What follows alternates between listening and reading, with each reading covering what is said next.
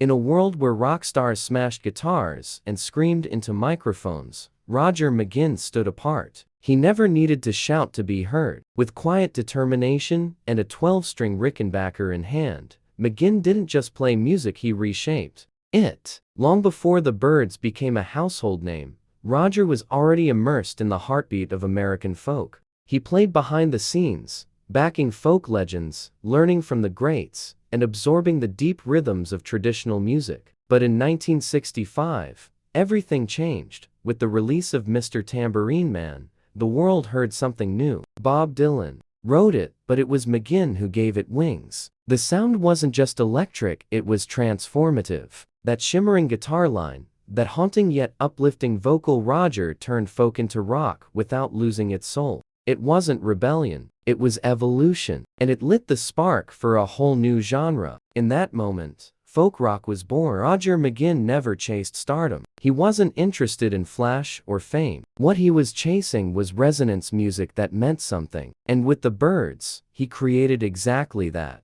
By blending poetic lyrics with powerful chords, McGuinn and his band opened doors for artists like Tom Petty and Aram. They weren't just making hits, they were making history. Of course, the Byrds weren't without their challenges. The band weathered lineup changes, creative differences, and the pressures of fame. But through it all, McGuinn stayed grounded. While others lost themselves in the chaos of the spotlight, he remained steady, committed to the music. No smashed guitars, no scandalous headlines, just an artist true to his craft.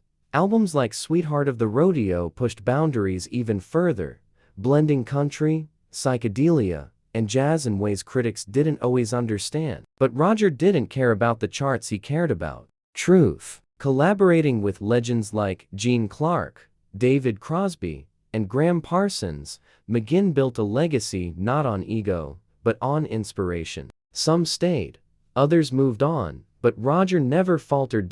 In an era where loud was often equated with legendary, McGuinn chose a different path. He whispered where others roared, and somehow, that whisper carried louder. It still does today. Roger McGuinn isn't packing stadiums, and he's perfectly fine with that. Instead, he travels the country in an RV with his wife, Camilla, playing in small venues and historic halls. Together, they run the Folk Den, a humble digital archive where they record and preserve one traditional folk song every single month. No sponsors, no ads, just heart. His life today mirrors the music he's always played: honest, stripped down, and soulful. He meets fans face to face, shares stories, and lets the silence between the notes speak volumes. In a noisy world obsessed with going viral, Roger McGuinn proves that sometimes the quietest voices leave the deepest mark.